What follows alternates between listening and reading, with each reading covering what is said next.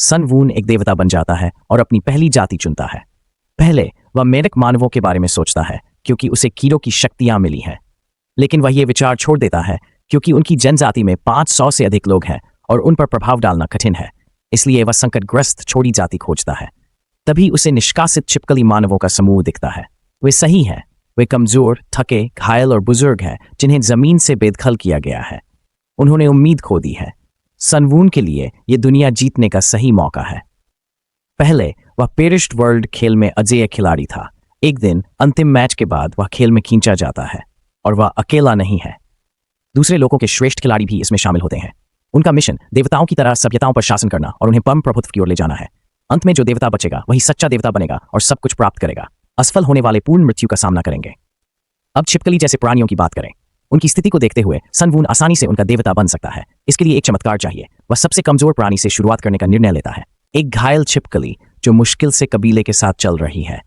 जैसे ही घायल और भूखे छिपकली जैसे जीव रेगिस्तान में आगे बढ़ते हैं, वे एक घायल जानवर को जमीन पर पड़ा देखकर रुक जाते हैं, मानो वह उनके लिए तैयार हो। बेताब जीव बिना सोचे उस शिकार पर पागलों की तरह टूट पड़ते हैं, उसे पूरी तरह पाना चाहते हैं। पीछे बैठे बुजुर्ग और बीमार लोग निराश हैं, ये जानते हुए कि उनके लिए खाना नहीं बचेगा। स्वस्थ छिपकलियां सारा मांस और स्वादिष्ट हिस्सा खा जाती हैं, केवल हड्डियां बचती हैं। लालची लोग हड्डियां भी कुतरने लगते हैं। तभी एक दयालु छिपकली उन्हें रोकती है। वह हड्डियां उठाकर बीमार और बुजुर्गों को दे देता है। वे बेचारे लोग हड्डियों के लिए भी आभारी हैं। वे ऐसे खा रहे थे जैसे यह उनका अंतिम भोजन हो। स्वस्थ छिपकली जैसे प्राणी अपने मित्र के इस कार्य से असंतुष्ट हैं। उनके लिए बूढ़ों और बीमारों को कमजोर भोजन देना व्यर्थ है क्योंकि वे जल्द ही मरने वाले हैं। उनके घाव और बदतर हो गए हैं। उनका जीवित रहना चमत्कार है। लेकिन दयालु छिपकली ने उन्हें याद दिलाया जब राक ने उनकी जान बचाई थी। इसलिए उन्हें स्वार्थी होने के बजाय आभारी होना चाहिए। फिर भी ये नहीं बदलता कि स्वस्थ छिपकली जैसे प्राणियों के लिए घायल और बीमार लोग अंततः मर जाएंगे। वे रात तक बहस करते हैं और अंत में सो जाते हैं। जब सभी गहरी नींद में होते हैं, रक अपने कंधे के सड़ते घाव से जूझता है। कराहते हुए वह देखता है कि एक नीली तितली उसका ध्यान खींचने की कोशिश कर रही है। अंत में रक खड़ा होता है और उस सुंदर जीव के पीछे चल पड़ता है।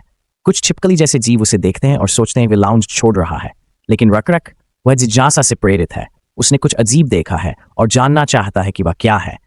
शायद वह कल्पना कर रहा है क्योंकि प्रतिक्रिया देने वाला वह अकेला है।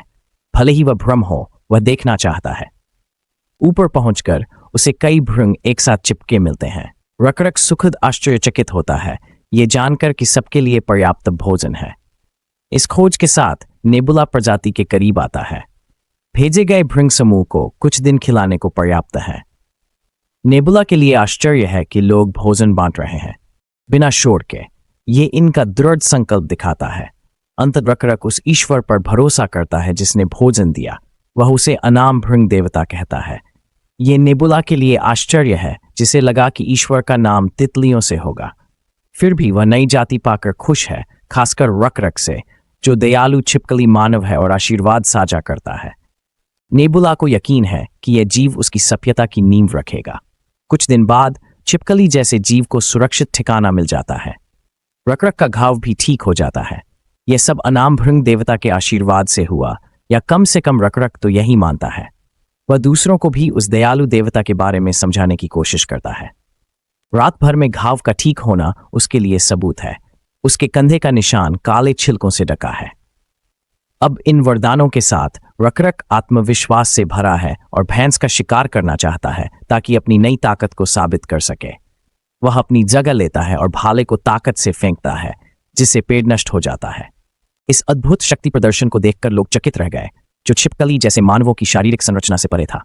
ये जानने के लिए कि उन्हें यह स्थान कैसे मिला और रक भैंस का शिकार करने के लिए इतना उत्सुक क्यों है, हमें कुछ दिन पीछे जाना होगा। रक फिर से उन्हीं मतिभ्रम जैसे दृश्यों का पीछा कर रहा है और समूह इस संभावना से उत्साहित है कि शायद उन्हें एक और भृंग का शिकार मिल जाए। वे उत्सुकतापूर्वक उस रास्ते पर चलते हैं जिसे केवल रक के दर्शनों ने देखा है। लेकिन रक चेतावनी देता है कि सर्दी आ रही है और ठंडी हवाओं से भृंग प्रकट हो रहे हैं। यदि वे चलते रहे तो ठंड से मर सकते हैं।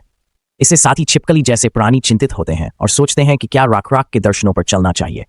रक भी पुष्टि नहीं कर सकता कि उसके दर्शन उन्हें सही दिशा में ले जा रहे हैं या नहीं। उनके पास विकल्प नहीं है, वे दिव्य दृष्टियों पर भरोसा करते हैं। राकराक को इन दृष्टियों पर संदेह इसलिए है क्योंकि नेबुला में विश्वास की कमी है। राकराक के बिना नेबुला को शक है कि वह कुछ भी प्रभावित कर सकेगा। फिलहाल वह यही उम्मीद कर सकता है कि राकराक विश्वास बनाए रखे, तभी वह उन्हें एक अनदेखे भविष्य की ओर ले जा सकेगा। दृष्टियों का असली मकसद जाने बिना भी राकराक उनका अनुसरण करता रहता है और अंततः वे एक पवित्र स्थान पर पहुंच जाते हैं। इस अप्रत्याशित मुक्ति से विश्वास बढ़ता है। अनाम भृंग देवता उन्हें आश्रय तक लाते हैं और नेबुला का देवत्व स्तर बढ़कर 2 हो जाता है। उसका उपक्षेत्र भी बढ़ता है। इस स्तर वृद्धि से नया कौशल कीट पवित्रीकरण अनलॉक होता है। यह कौशल नेबुला को पुजारी चुनने की अनुमति देता है और रकरक ही उपयुक्त उम्मीदवार है। रकरक को आशीर्वाद ईश्वर की इच्छा फैलाने में मदद करेगा। उसी रात जब रकरक अपने परिवार के संग शांति से सो रहा था, उसे किसी के द्वारा नाम पुकारने की आवाज सुनाई दी और वह सपनों में खो गया। वहां उसकी मुलाकात एक रहस्यमय व्यक्ति से हुई जिसने उसकी ओर हाथ बढ़ाया।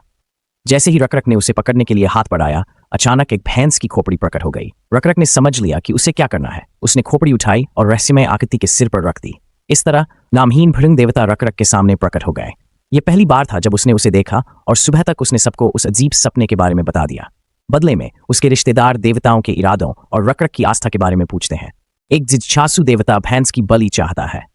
भैंस का शिकार करने के लिए उन्हें घने जंगल में जाना होगा जो जोखिम भरा है, लेकिन वे नहीं भूल सकते कि भैंस की बलि मांगने वाला वही है जिसने उन्हें सुरक्षित पहुंचाया। फिर भी एक छिपकलीनुमा प्राणी विरोध करता है और कहता है कि इस शिकार में सभी को शामिल होना पड़ेगा, जिससे सभी खतरे में पड़ेंगे। यहां तक कि रकरक मानता है कि वह पूरे लाउंज को खतरे में नहीं डाल सकता। फिर भी शिकार होगा, लेकिन वह अकेले लौटेगा। रकरक ने अपने शरीर में उमड़ रही नई ताकत का अद्भुत प्रदर्शन किया। उसकी ताकत इतनी ज्यादा थी कि वह पेड़ों को भी चकनाचूर कर सकता था। पूरा लाउंज हैरानी से भर गया। यहां तक कि उस बुद्धिमान बूढ़े छिपकली ने भी इस सब की बेतुकीपन पर सवाल उठाया। रकरक, जो कभी एक सड़ते हुए घाव के साथ मौत के कगार पर था, अब यहां भाले फेंककर पेड़ों को इस तरह चकनाचूर कर रहा है जैसे किस्मत उसके साथ हो। रकरक को पहाड़ी के नीचे भैंसों का झुंड दिखता है। यहां भैंसों को देखना चमत्कार जैसा है। भैंसें हमेशा परिचित जगह लौटती हैं, इसलिए उनका यहां आना अजीब है। रकरक इन सब की परवाह किए बिना भूखे जानवर की तरह खून के प्यासे आगे बढ़ता है। उसे बस शिकार की और अपने प्रियजनों को भोजन देने की चिंता है। एक झटके में उसने भैंस के सिर पर वार किया और गिरा दिया। रकरक तुरंत समूह का मार्गदर्शक बन गया, जिससे सबको हथियार लेकर उतरने का आत्मविश्वास मिला। उसी दिन समूह भैंसों की खोपड़ियां इकट्ठा करता है और एक भैंस को उल्टा लटकाकर बलि देता है। सब तैयार होने पर रकरक प्रार्थना करता है। सभी प्रार्थना में शामिल होते हैं और भृंग देवता से बलि स्वीकार करने की प्रार्थना करते हैं।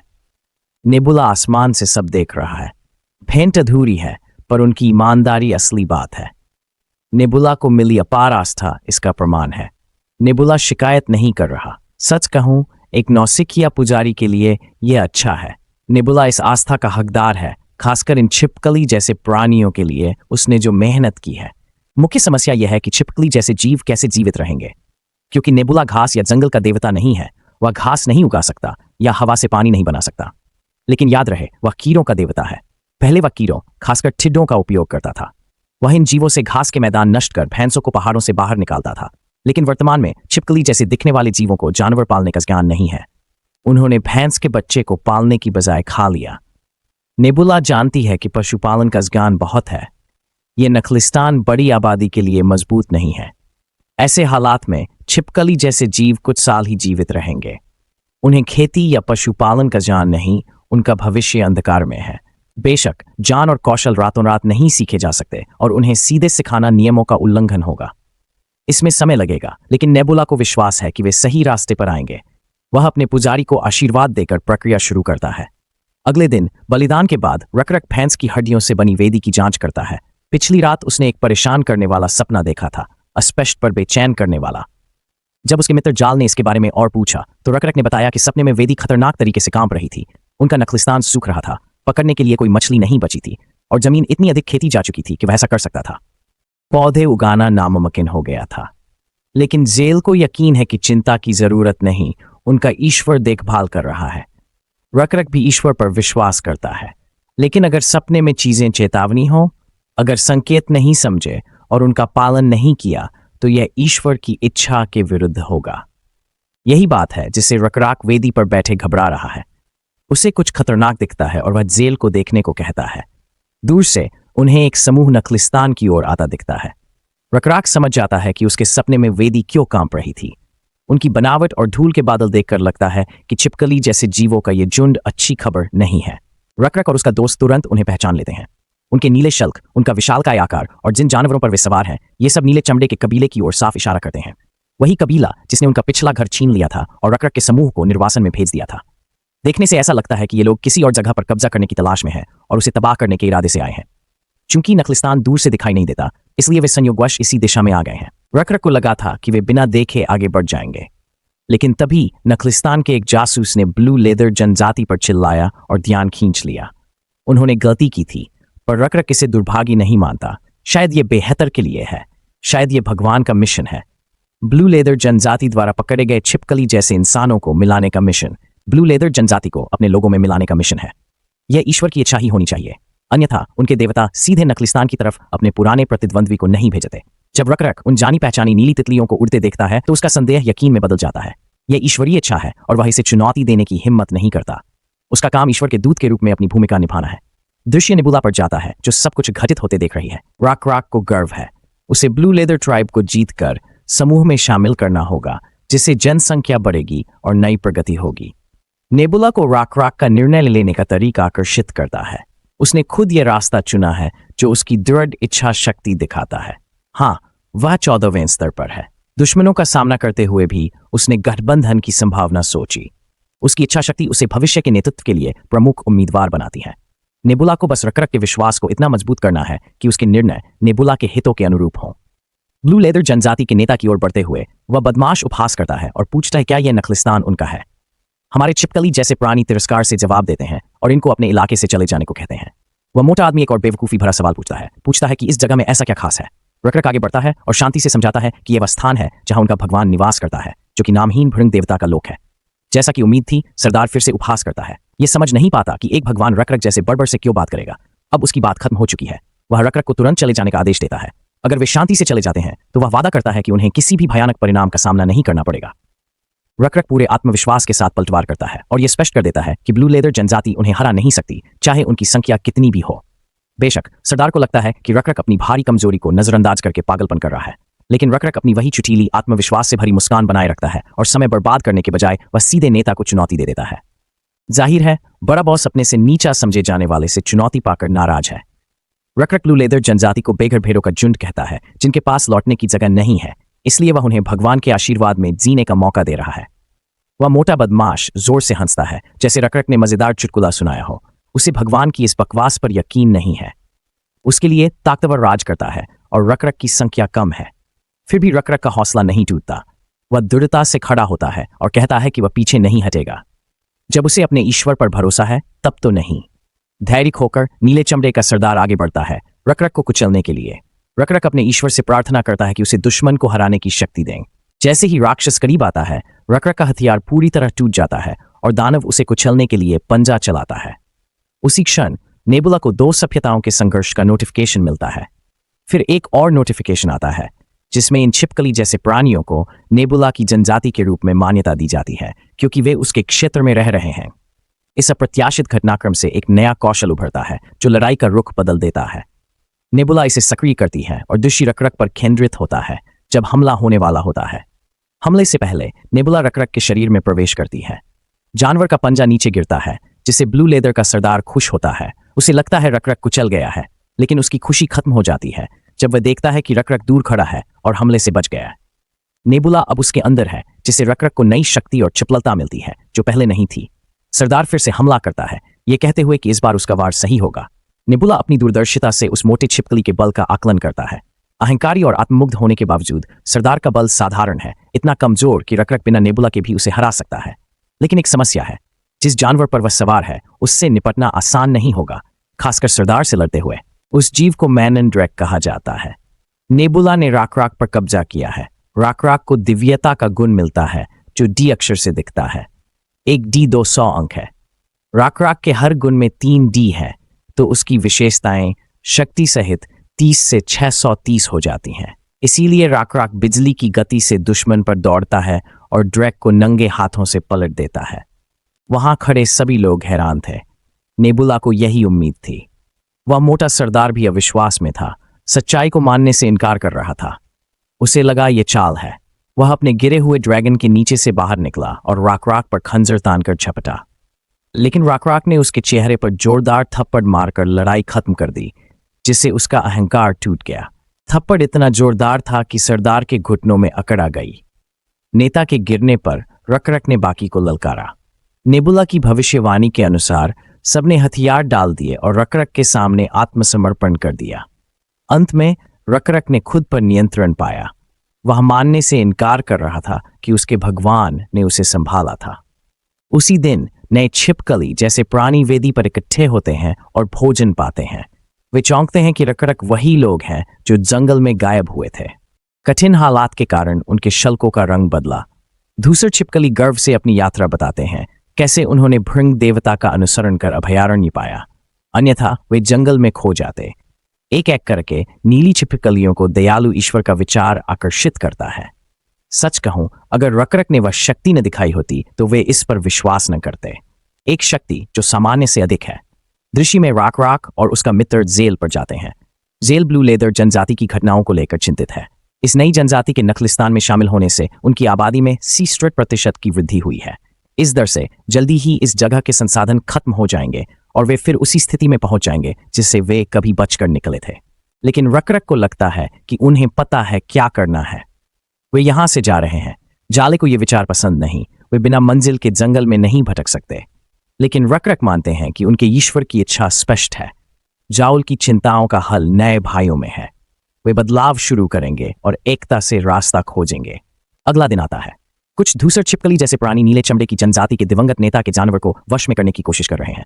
उनमें से एक बड़े छिपकली जैसे प्राणी का नाम यूरी है। तमाम कोशिशों के बावजूद वे इस पागल प्राणी को काबू नहीं कर पाते। तभी रकरक आता है और अपनी मौजूदगी से उस नरभक्षी को डरा देता है। उस प्राणी को याद आता है कि कैसे एक ही वार में उसे बेहोश कर दिया गया था। यह भयानक याद उसे कांपने और पीछे हटने पर मजबूर कर देती है। लेकिन रकरक इस विशाल जीव को खिलाने आया है। वह उसे खाने के लिए जड़ें देता है। जीव हिचकिचाता है, लेकिन चौंकाते हुए जड़ों को कुतरने लगता है। उन्होंने इसे वश में करने की कोशिश की थी। रकरक की उपस्थिति में राक्षस दोस्ताना हो जाता है, जैसे वे दोस्त हों। फिर रकरक उसे और मूली देता है। क्योंकि ईश्वर ने इस प्राणी को बचाया है तो इसमें कुछ खास होगा, या कम से कम रकरक तो यही सोचता है। इसलिए वह इस प्राणी को खिलाकर और उसकी देखभाल करके ईश्वर की इच्छा का सम्मान कर रहा है। सब खत्म करने के बाद प्राणी भोजन खोजता है, लेकिन रकरक मानून की इच्छाओं के आगे नहीं झुकेगा। उसे धैर्य रखना होगा। प्राणी सिर हिलाता है और अनिच्छा से पीछे हट जाता है। वही करता है जो उसका नया स्वामी चाहता है। इतना कहकर रकरक वहां से चला जाता है और साथियों से कहता है कि अगर मानून फिर से हंगामा करे तो सूचित करें। लगता है यूरी ने कुछ सीखा है, लेकिन बाद में बताने का निर्णय लेता है। फिर दृश्य बदलता है और रकरक एक नीले छिपकलीनुमा आदमी का इंटरव्यू लेता है। पता चलता है कि इस नीले आदमी में हथियार बनाने की कला है। उनके नेता के अजीब और सख्त नियमों ने उसे रोका था। अगर उसे सही संसाधन मिलते तो वह बेहतर हथियार बना सकता था। वर्तमान में समस्या लकड़ी की उपलब्धता की है। उसने हथियार बनाने के लिए बची हुई लकड़ी को ईंधन के रूप में इस्तेमाल किया। हथियारों और सामग्रियों की पूरी जानकारी इकट्ठा करने के बाद रकरक उस व्यक्ति को यह कहकर विदा करता है कि कल वह अंतिम फैसला सुनाएगा। अगला छिपकली जैसा आदमी जो आता है वह एक बूढ़ा व्यक्ति है जिसका बायां हाथ नहीं है। वह खुद को एक घुमक्कड़ बताता है जो घर की तलाश में इधर उधर भटकता रहता है। अपनी यात्राओं के दौरान उसने रास्तों की पहचान करना सीख लिया है। उसने कुछ ऐसे भूभाग खोजे हैं जिनमें वर्तमान आबादी के भरण पोषण के लिए पर्याप्त प्राकृतिक संसाधन मौजूद है। हालांकि उसे यह पक्का पता नहीं है कि वे भूभाग अभी भी आबाद हैं या नहीं, लेकिन इस बात की पूरी संभावना है कि अन्य घुमक्कड़ों या जनजातियों ने उन पर अपना दावा कर लिया हो। रकरक को इससे कोई फर्क नहीं पड़ता है। अगर वे कब्जेदार शत्रुतापूर्ण है तो वह उन्हें हराकर उनकी जमीन पर कब्जा करने की योजना बना रहा है। घुमक्कड़ रकरक के फैसले को मानता है और उसकी योजना पर भरोसा करता है। रकरक पूछता है कि क्या वह भी उसी ईश्वर पर भरोसा करेगा। घुमक्कड़ आसमान की ओर इशारा कर कहता है कि वह तारों पर विश्वास करता है। वह कहता है कि तारों के मार्ग को समझने से रास्ता नहीं भटकता। रकरक वादा करता है कि अगर घुमक्कड़ कुछ दिनों में यह साबित कर दे तो वह भी तारों पर विश्वास करेगा। घुमक्कड़ कुछ देर रकरक को रस्सियों से परिचित कराता है। तारों के जान के बाद वह चाहता है कि रकरक अगली रात उसी समय तारों को देखे। फिर यूरी रकरक से मिलने आता है। वह किसी कारण से आया है। रकरक को लगता है कि यह मानून के बारे में है, पर ऐसा नहीं है। यूरी एक रोचक तथ्य साझा करता है। मैनन खाने से थोड़ा नाखुश दिखता है, पर समय पर खाना देने पर शांत हो जाता है। यूरी आया है क्योंकि उसने सुना कि सभी लोग जल्द ही यात्रा करेंगे और उन्हें भोजन तैयार करना होगा। आज यूरी ने देखा कि राकराक ने लालची बत्तख को पालतू कुत्ते की तरह वश में कर लिया। इससे उसके मन में एक विचार आया। वे भैंसों को पालतू बनाकर भोजन सुरक्षित कर सकते थे। इस अंतर्दृष्टि के साथ रकरक के कबीले ने नया कौशल खोजा, पशुपालन। इतिहास में मनुष्य ने दो प्रमुख रणनीतियां अपनाई, पहली कृषि और दूसरी पशुपालन। यदि नेबुला को इनमें से चुनना होता तो वह कृषि को चुनता, क्योंकि यह टिकाऊ है। उसका इतिहास इस बात का साक्ष्य है। हमारे पूर्वज और प्रारंभिक सभ्यताएं सभी नदियों के किनारे बसी हुई थीं। हालांकि नेबुला जिस प्रजाति पर शासन करता है वह मानव नहीं है। छिपकली जैसे दिखने वाले ये जीव शारीरिक रूप से बलवान होते हैं और उनमें प्राकृतिक रूप से पर्यावरण के अनुकूल ढलने की अद्भुत क्षमता होती है। इस दृष्टिकोण से ये जीव कृषि के मुकाबले पशुपालन में कहीं बेहतर प्रदर्शन करेंगे। इसके अलावा प्रगति के लिए उन्हें औजार बनाना और उनका सही उपयोग करना सीखना होगा। और इस समय लोहारगिरी में माहिर वह नीली छिपकली जैसा दिखने वाला जीव लोहे से एक हथियार बनाने की कोशिश कर रहा है। नेबुला खुश है कि वे लोहे के आदिम औजार बना सकते हैं। ये कांसे से कमजोर है, लेकिन काम चल जाएगा। ये उन पर निर्भर जनजाति के लिए बड़ी उपलब्धि है। एक और बात जिसने नेबुला का ध्यान खींचा वह खगोल विज्ञान जानने वाला व्यक्ति है। हालांकि छिपकली जैसे दिखने वाले व्यक्ति का खगोल जान शुरुआती है। नेबुला को उम्मीद है कि खगोल शास्त्री जान बढ़ाएगा। उसी रात रकरक आकाश देखता है और महसूस करता है कि खगोल शास्त्री सही था। तारे सच में दिव्य दिशा सूचक हैं। अंततः उसे खगोल विज्ञान का महत्व समझ आता है और यह भी कि यह भविष्य में कैसे मदद कर सकता है। कुछ समय बाद सभी लोग वेदी के पास इकट्ठा होते हैं, जहां रकरक निराशाजनक समाचार सुनाता है। वह उन्हें याद दिलाते हैं कि ईश्वर द्वारा इस भूमि पर लाए जाने के बाद कितना समय बीता है। साथ ही ईश्वर ने उनके अन्य भाइयों से भी मिलवाया है। दयालु ईश्वर ने अपने भाइयों को जंगल में मरने के लिए छोड़ने के बजाय उन्हें बचाना चुना। ईश्वर जानता था कि एकता में शक्ति है, इसलिए उसने उन्हें अपने पवित्र स्थान में स्वीकार किया। लेकिन रकरक मानता है कि अब समय आ गया है कि वे इस स्थान को छोड़कर अपना प्रभाव बढ़ाएं। वह स्टारगेजर को बुलाता है और दर्शकों से उसका परिचय कराता है, जिसने रकरक को तारों की गति समझने में बहुत मदद की थी। इसके अतिरिक्त रकरक ने पहले ही पुष्टि कर दी है कि उसके पास जो भी ज्ञान है वह किसी भी प्रकार का धोखा नहीं है। यही कारण है कि इस छिपकली मानव जनजाति के सरदार ने स्टारगेजर को अपने जनजाति के मार्गदर्शक की उपाधि प्रदान की है। अब से यह सर्वविदित होना चाहिए कि केवल स्टारगेजर ही उनका एकमात्र मार्गदर्शक होगा। नए घर तक सबको ले जाने वाले का मार्गदर्शन करो। अब रकरक चाहता है कि स्टारगेजर बताए कि वे कहां जा रहे हैं। बुद्धिमान छिपकली दिशा दिखाती है। भोर में वे दक्षिण की ओर यात्रा शुरू करेंगे। ये यात्रा 10 दिन चलेगी। रास्ते में सड़ी हुई झील मिलेगी और 3 दिन बाद वे सुनसान पहाड़ों और घाटियों को पार करेंगे। स्टारगेजर के निर्देशों पर चलने पर वह अंतहीन जंगल का वादा करता है। वह जगह जंगली जानवरों से भरी है और कई प्रजातियां वहां रहती हैं। संक्षेप में वह जंगल उनकी आबादी के लिए सबसे अच्छी जगह है। स्टारगेजर के भाषण के बाद रकरक यात्री को विदा करता है और फिर सबका ध्यान खींचता है। वेदी पर खड़े होकर वह यूरी से पूछता है कि हर भैंस को न मारना क्यों जरूरी है। हालांकि यूरी ताकतवर है, वह मंच पर बोलने से डरता है और हकलाता है। वह कहता है कि शिकार को बचाकर वे भूखे होने पर उसका उपयोग कर सकते हैं। रकरक यूरी की सकारात्मक सोच की तारीफ करता है कि उसने इच्छाओं को दबाकर भविष्य की सोची। इसे और मजबूत करने के लिए रकरक यूरी को एक लोहे का हथियार देता है। लोहे का हथियार देखकर सब चौंक जाते हैं और रकरक सिर्फ यूरी पर नहीं रुकता, वह उन्हें भी इनाम देता है जिन्होंने भूख पर काबू रखकर शिकार बचाया। इनाम देखकर बाकी छिपकली जैसे लोग भी ऐसे हथियार की चाहत करने लगते हैं। लगता है रकरक की योजना सफल हो रही है। यह छोटा प्रयास दूसरों को भी अपनी भूख और स्वभाव के आगे झुकने के बजाय भोजन बचाने के लिए प्रेरित करता है। तभी रकरक भैंस की खोपड़ी उठाकर चेहरे पर पवित्र युद्ध मुखौटा की तरह रखता है। वह योद्धाओं को बुलाता है। यूरी पहले आता है। रकरक उसे खोपड़ी देता है। जो सिर पर खोपड़ी धारण करते हैं वे कंकाल योद्धा कहलाते हैं। रकरक के साथ खड़े रहने और ईश्वर की इच्छा पूरी करने की शपथ लेते हैं। अब वे पवित्र भूमि पर नहीं रह सकते। उनके ईश्वर को गति चाहिए। उन्हें तुरंत निकलकर अगले आश्रय स्थल की खोज करनी है। शाम की पहली किरणें आते ही रकरक अपने ईश्वर का नाम लेता है और योद्धाओं को आदेश देता है कि वे उसे आत्मा में बसा लें। आगे का मार्ग कठिन होगा, परीक्षाएं होंगी, लेकिन उन्हें सहन करना होगा, जैसे उन्होंने जल भैंसों का प्रलोभन टाला था। उनका कष्ट ही उनका अर्पण है, उनका संकल्प ही उनकी उपासना है। लोहे के भाले ऊंचे उठाकर सभी आगे बढ़ने का दृढ़ संकल्प लेते हैं। रकरक एक नए दिन की शुरुआत, एक नई यात्रा की ओर अग्रसर है और एक नई शुरुआत की संध्या में खड़ा है। वह अपने ईश्वर से क्षमा मांगता है ताकि वह इतनी निर्भीकता से बोल सके, दूसरों को प्रेरित कर सके, अपने नाम का उपयोग कर सके और सबको एकजुट कर सके, ये दिखाते हुए कि यह सब ईश्वरीय इच्छा है। ईश्वर सब कुछ हुए देखता है और समझता है। रकरक की हरकतों से उसे चिंता नहीं है, बल्कि रकरक को महापुजारी पाकर गर्व होता है। रकरक अपने नेतृत्व में लोगों पर सकारात्मक प्रभाव डाल रहा है, उनका मनोबल बढ़ा रहा है और प्रगति को गति दे रहा है। यूरी इसका बेहतरीन उदाहरण है, जिसने काफी प्रगति की है। रकरक ने अपनी क्षमताओं को भी बढ़ाया है। महापुजारी के इन परिणामों से नेबुला निराश नहीं हुई, लेकिन असली खेल अब शुरू होता है। रकरक की असली परीक्षा बाकी है। चिलचिलाती गर्मी में छिपकलियों की सेना वीरान जंगल में बढ़ रही है। गर्मी असहनीय है। मैनन बेहोश हो जाती है। उसी समय रकरक थोड़ा आराम करने का फैसला करता है। आराम करते हुए वह अपनी स्थिति पर विचार करता है। उसे शक होता है कि वे अपनी मंजिल तक पहुंच पाएंगे या नहीं। इस भीषण रेगिस्तान को पार करने के बाद रकरक जानना चाहता है कि हो क्या रहा है। 3 दिन से पैदल चलने से समूह थक चुका है और स्थिति खराब हो गई है क्योंकि संसाधन भी कम बचे हैं। अपने भगवान से चमत्कार की उम्मीद करना रकरक की आखिरी इच्छा थी। तभी यूरी एक खबर लेकर आया। उसने दूर से ऑर्क्स को देखा जो छिपकली जैसे इंसानों को लूटने वाले थे। पूरी सेना के पास पहुंचते ही कुछ ऑर्क्स स्तब्ध रह गए। पसीना टपक रहा था। कंकाल योद्धा तैयार थे, लेकिन चालाक ऑर्क्स ने हथियार गिरा दिए और आत्मसमर्पण कर दिया।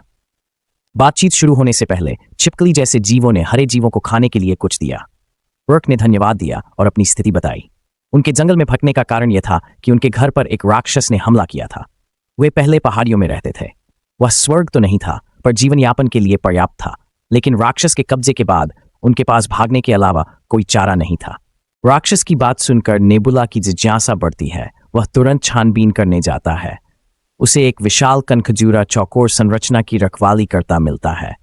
इसे घिनौना जीव कहते हैं और इसके कई प्रकार हैं। इस खास को प्राचीन कोलियोप्टेरा कहते हैं। सबसे बुरी बात, इसके हर गुण में ट्रिपल डी है, यानी 600 अंक अतिरिक्त। गेम पेरिशेड वर्ल्ड की कहानी में इन जीवों का जिक्र है। कहा जाता है कि प्राचीन देवताओं ने इन्हें बनाया था, जो अब नहीं है। देवताओं के गायब होने पर ये जीव बिना मार्गदर्शन के भटकते रहे। अब ये घिनौने प्राणी माने जाते हैं, जिनके जहरीले दांत होते हैं। नेबुला को इनसे बचना चाहिए, खासकर उसकी सभ्यता की मौजूदा शक्ति को देखते हुए। जैसे ही वह प्राणी छटपटाता है, पूरी जमीन हिलती है, जिससे छिपकली जैसे प्राणियों में डर फैलता है। लेकिन हरा ऑर्क उन्हें शांत करता है कि प्राणी सो रहा है, बस नींद में चल रहा है। समय रहते रकरक अपने विकल्पों पर सोचने लगता है। वांडरर के अनुसार अगर वे जंगल लौटकर पर्वत श्रृंखला का अनुसरण करते हैं तो उनकी यात्रा में 8 दिन और जुड़ेंगे। 8 दिन का राशन सिर्फ एक चक्कर में बर्बाद करने से रकरक हिचकिचा रहा है। लेकिन उस राक्षस से मुकाबला करना भी मुश्किल है, खासकर जब लोग डरे हों। रकरक दुविधा में है। इसी बीच जेल ऊंची चट्टानों और पत्थरों को देखती है। आप समझ सकते हैं कि वह क्या सोच रही है, इसलिए वह सीधे लड़ने का सुझाव देती है। जब जाल लड़ने की बात करती है तो वह जानती है कि वह क्या कह रही है। उसकी बौद्धिक क्षमता यहाँ के आम छिपकली जैसे इंसानों से ज्यादा है। उसने पहले ही इलाके का फायदा उठाने का तरीका खोज लिया है। लेकिन उसकी योजना सफल होने के लिए उन्हें चट्टानों को कम मेहनत से धकेलने का तरीका खोजना होगा। उसे याद आता है कैसे लोहार ने धौंकनी से अंगीठी में ज्यादा ऑक्सीजन पहुंचाई थी ताकि लपटें तेज हों। इसी प्रकार उन्हें उन विशाल चट्टानों को कुशलतापूर्वक धकेलने का एक तरीका खोजना होगा। काफी सोच विचार और योजना बनाने के बाद वे चट्टानों को चट्टान से नीचे धकेलने के लिए एक लीवर तंत्र तैयार करने में सफल हो जाते हैं। संयुक्त प्रयासों से वे अंततः चट्टानों को उनकी सही जगह पर ले जाने में कामयाब हो जाते हैं। नेबुला इस प्रयास की प्रशंसा करती है। इस विशालकाय कनखजूरे से निपटने के लिए इतनी सरल लेकिन कारगर विधि खोजने के लिए उनकी सभ्यता की प्रशंसा होनी चाहिए। फिर भी जीत के लिए उन्हें सभी पत्थरों को एक साथ गिराना होगा। आखिरकार वे पहला पत्थर गिराते हैं और वह तेजी से चट्टान से नीचे लुढ़कता है। कनखजूरे को देर से इसका एहसास होता है।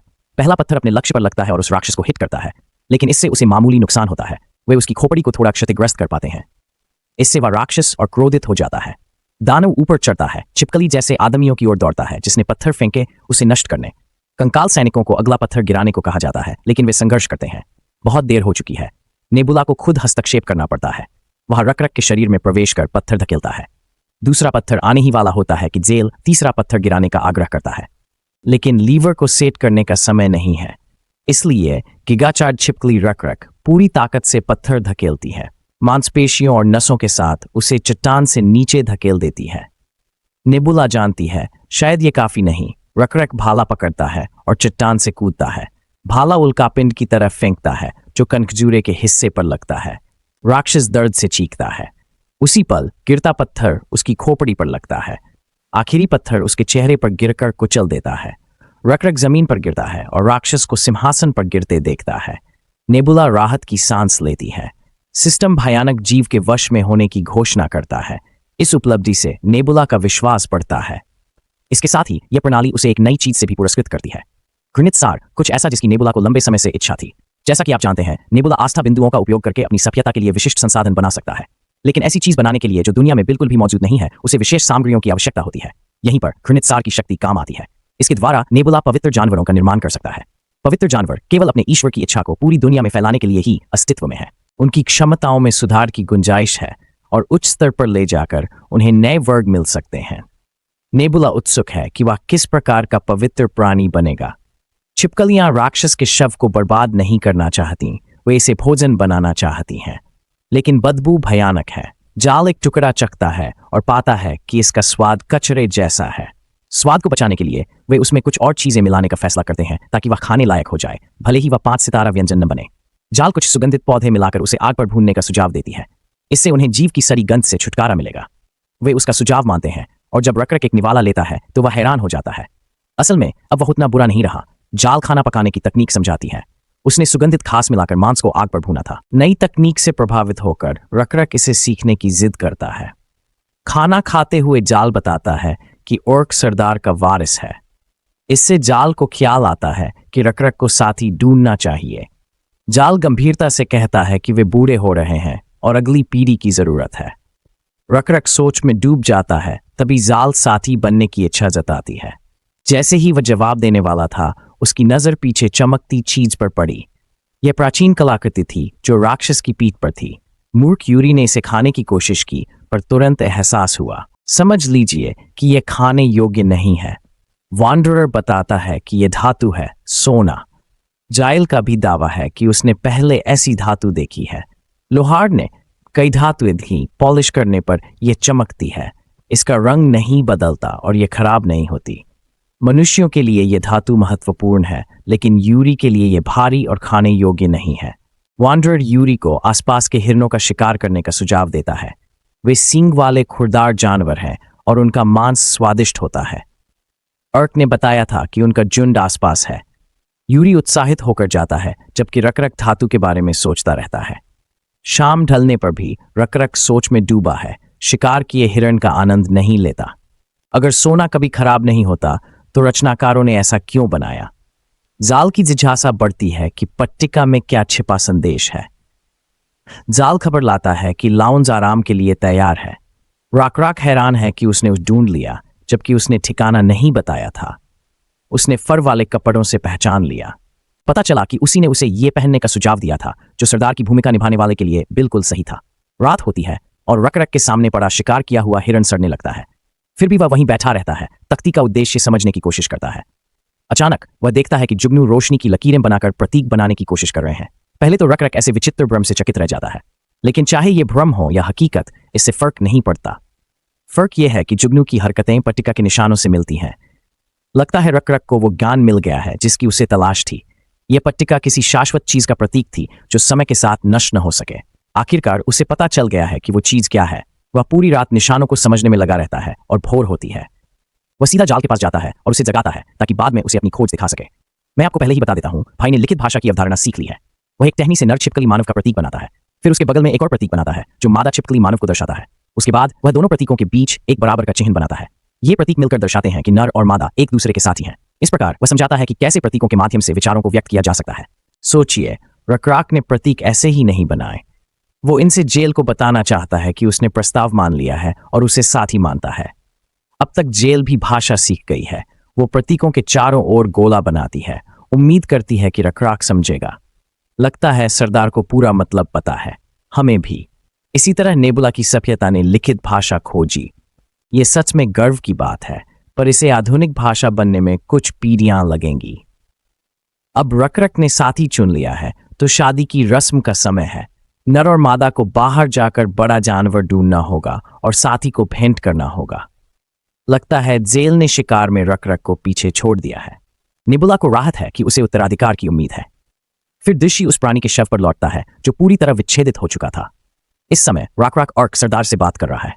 रकरक उसे बताता है कि छिपकली जैसे प्राणी उस जगह पर कब्जा नहीं करेंगे, यानी सभी हरे प्राणी पहले की तरह रह सकेंगे। तो अर्क सरदार की आंखों में आंसू आ जाते हैं। हरे प्राणी। रकरक का तहे दिल से शुक्रिया अदा किया गया। उसने न केवल उस जीव को मारा, बल्कि इतनी दयालुता दिखाई कि उनकी जमीन भी बचा ली।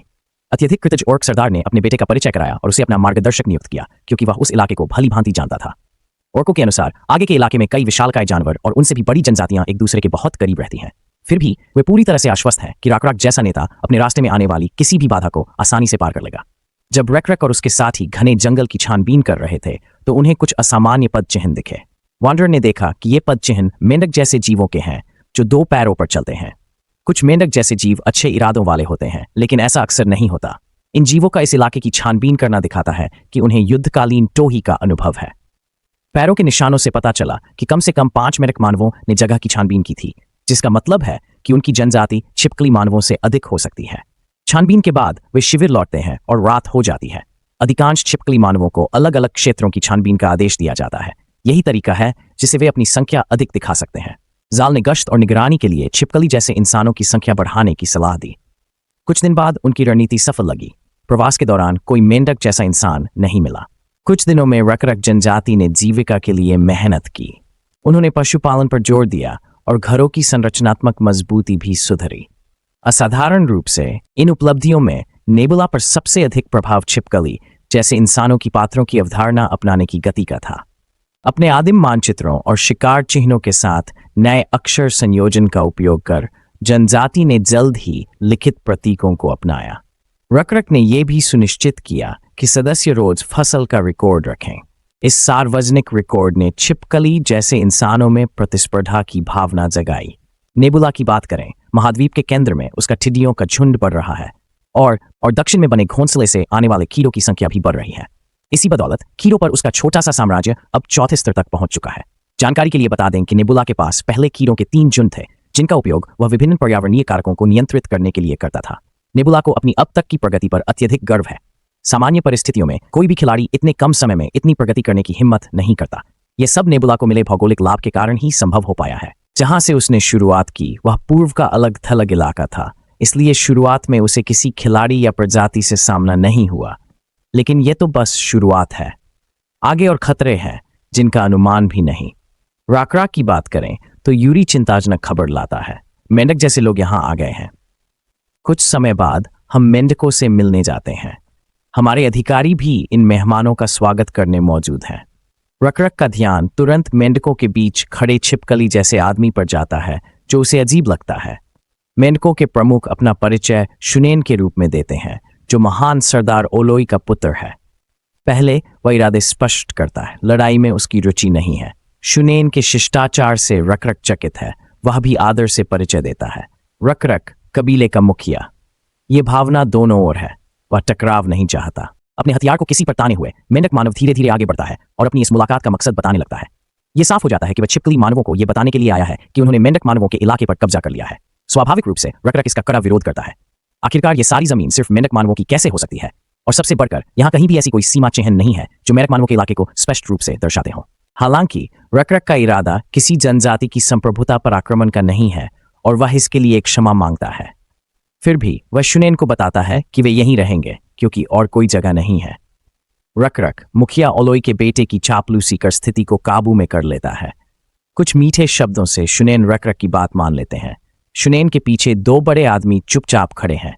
इसका अर्थ है कि वे यहां यह सुनिश्चित करने के लिए हैं कि शुनेन कोई मूर्खता न करे। लेकिन मेढकों के साथ खड़े उस छिपकली जैसे व्यक्ति की भूमिका रक्रक को समझ नहीं आई है। उसे यकीन है कि वह जल्द ही समझ जाएगा। इसके लिए वह मुखिया ओलोई के पुत्र को दावत में बुलाता है। आखिर दोनों कबीलों ने बिना संघर्ष अच्छे संबंध बनाए हैं। यह जश्न के लिए काफी है। शुनन निमंत्रण स्वीकार करने ही वाला था कि पीछे खड़े विशाल व्यक्ति ने कुछ फुसफुसाया, जिससे वह घबरा गया। उसने कहा कि अभी उनके बीच विश्वास का रिश्ता बनना बाकी है। रक्रक जोर देता रहा कि बिना दयालुता के विदा करना छिपकली मानव के नियमों के विरुद्ध है। अगर शुनन गांव में आने में असहज है तो वह यहीं भोजन करना चाहता है। शुनन के पीछे खड़े ताकतवर आदमी के सिर हिलाने पर मुखिया का बेटा मान जाता है। रक्रक मुखिया के बेटे के साथ मांस खाने लगता है। यह मेंढक जैसे आदमियों और छिपकली जैसे आदमी के रिश्ते जानने का मौका है। रक्रक सीधे अहम बातें पूछने से खुद को रोकता है ताकि उसकी जिज्ञासा जाहिर न हो। इसलिए उसने बातचीत धीरे धीरे बढ़ाने का निर्णय लिया। पहले उसने एक व्यक्ति से पूछा कि शुनेन के गले में लटके पंख किसका प्रतीक हैं। पता चला वे कॉकैट्रिस के पंख हैं। रक्रक को नहीं पता था ये कौन सा जीव है। शुनेन को मजाक समझ नहीं आया और जानकारी देने लगा। ये पक्षी पास के जंगलों में रहने वाले खतरनाक जीव है जो 2 पैरों पर चलते हैं और बड़े होते हैं। इनके विशाल आकार के अलावा इन्हें खतरनाक इनका जहरीला होना बनाता है। इनकी प्रतिक्रिया भी तेज होती है। इसलिए मेंढक जनजाति अक्सर जासूस भेजती है ताकि कोई कॉकेट्रिस न हो। इन पक्षियों का शिकार करना मुश्किल है, इसलिए रकरक जानना चाहता है कि मेंढक जनजाति किस हथियार का इस्तेमाल करती है। शायद भाले, लेकिन शुनेन के लिए भाले बेकार हैं। वह अपने पीले सफेद छिपकली जैसे साथी को पुकारता है और उसे धनुष बाण लाने का आदेश देता है, जो एक ऐसा हथियार है जिसके बारे में रकरक ने पहले कभी सुना भी नहीं था। कुछ समय बाद पीला सफेद छिपकली जैसा साथी शुनन द्वारा मांगे गए इस अनोखे हथियार को लाता है। फिर उसे एक पेड़ के सहारे लकड़ी का तख्ता निशाना लगाने का काम सौंपा जाता है। जैसे ही यह कार्य पूरा होता है, शुनन अपना पहला तीर छोड़ता है और वह बिल्कुल निशाने पर लगता है। रकरक इस शानदार निशाने के लिए हथियार और उसके चलाने वाले दोनों की दिल से प्रशंसा करता है। शुनन कहता है कि वह शेखी नहीं बघाड़ना चाहता, पर दावा करता है कि वह अपने कबीले के शीर्ष तीरंदाजों में है। वह बचपन से इसे सीख रहा है। यह हरा भरा व्यक्ति सच में प्रशंसा चाहता है। जब भी रकरक उसकी तारीफ करता है, वह खुश होता है। जब हमारे सरदार ने हथियार आजमाने की इच्छा जताई, मेंढक जैसे दिखने वाले लोगों ने खुशी से उसे दे दिया। रकरक कुछ देर तक उससे खेलता रहा। इसे पकड़ने और इस्तेमाल करने का सही तरीका समझते हुए वह जान जाता है कि यह हथियार भाले से बेहतर है। इसमें तीर ले जाना आसान है और इसकी गति और सटीकता बेहतरीन है। रकरक कई बार तीर चलाता है, लेकिन एक भी निशाने पर नहीं लगता। शुनन अपने छिपकली जैसे साथी ओवेन को तीर लाने का आदेश देता है। ओवेन जैसे ही तीर लेने जाता है, रकरक खुद उन्हें उठाने की जिद करता है, क्योंकि तीर उसी ने चलाए थे। यह ओवेन के पास जाने का बहाना है ताकि उसकी आवाज न सुने। रकरक ओवेन के पास झुकता है और ओवेन के डरे चेहरे को देखता है। सरदार पूछता है कि वह मेंढक जैसे आदमियों के साथ क्यों है। ओवेन हिचकिचाकर कहता है कि छिपकली और मेंढक जैसे आदमियों की जनजातियां साथ रहती हैं। इस व्यवस्था से दोनों को फायदा होता है। रकरक को यह अविश्वसनीय लगता है, पर ओवेन कहता है कि दोनों जनजातियां सद्भाव से रहती हैं। रकरक जानना चाहता है कि यह संबंध कैसे काम करता है। ओवेन के अनुसार मेंढक लोग सुरक्षा देते हैं और छिपकली लोग छोटे काम करते हैं। मेंढक गहरे पानी में गोता लगाते हैं, जबकि छिपकली फल तोड़ने और पेड़ पर चढ़ने में माहिर है। वे उन संसाधनों का आदान प्रदान करते हैं जो दूसरी जनजाति नहीं पा सकती। इससे दोनों समूहों का जीवन सरल हो जाता है। रकरक मानता है कि छिपकली जैसे इंसानों को सुरक्षा की जरूरत नहीं, क्योंकि वे खुद सक्षम हैं। लेकिन ओवेन सरदार को याद दिलाता है कि यह जंगल कितना खतरनाक है। केवल ओलोई का कबीला, जो सबसे बड़ा है, इसका सामना कर सकता है। छिपकली जैसे इंसानों की स्थिति इतनी दयनीय थी कि मेंढक जैसे इंसानों की मदद के बिना उनका जीवन सुरक्षित नहीं था। अभी के लिए रकरक ने पूछताछ रोकने का निर्णय लिया, क्योंकि उसे अपने उत्तर मिल गए थे। उसने ओवेन को सख्ती से कहा कि यह बातचीत कभी हुई ही नहीं। कुछ समय बाद छिपकली जैसे लोगों ने शुनेन के लिए हिरण की पसलियां भाप में पकाईं। जैसे ही उसने पहला निवाला लिया, उसका चेहरा मिठाई की दुकान में बच्चे जैसा चमक उठा। उसने पहले भी हिरण खाया था, लेकिन जड़ी बूटियों के साथ नहीं। वह आदमी पूरी तरह से मान गया था, और इस बात को और भी पक्का करने के लिए रकरक ने भैंस के मांस का जिक्र कर उसे और अधिक लुभाने की कोशिश की। स्वाभाविक रूप से शुनेन फिर से बहुत उत्साहित हो गया। आखिरकार उन्हें रोज भैंस का मांस नहीं मिलता। उसने सदियों से भैंस का मांस नहीं खाया था, और तब भी वो बासी था। लेकिन अब अगर वो रकरक के साथ शिविर जाए तो ताज़ा मुलायम भैंस का मांस मिल सकता है, क्योंकि वहां उनका शिविर है। तभी उसका ताकतवर दोस्त उसे घूरने लगता है, जिससे शुनेन के पास मना करने के अलावा कोई चारा नहीं रहता। उस दबाव में रकरक शुनेन के फोमो को बढ़ाने की कोशिश करता है। शुनेन कहता है कि वह शिविर में तभी आएगा जब रिश्ता मजबूत होगा। सौभाग्य से अलोई के लोग छिपकली जैसे इंसानों के खिलाफ नहीं हैं। ओवेन और मेंढक जैसे इंसानों के साथ रहने वाले छिपकली जैसे इंसान इसका प्रमाण है। शुनेन ओवेन से कहता है कि वह रकरक को समझाए कि वे कैसे एक दूसरे की मदद करते हैं। ओवेन अपने गुरुओं से सीखी कहानी सुनाता है और रकरक सब कुछ समझ जाता है। वह जानता है कि ओवेन के हर शब्द इस पल के लिए तैयार है। शाम को जब पीली रोशनी फैलती है, शुनेन जाने का निर्णय लेता है। उसे साथ अच्छा लगा, और जब रकरक अगली बार गांव आने को कहता है, वह आभारी होता है।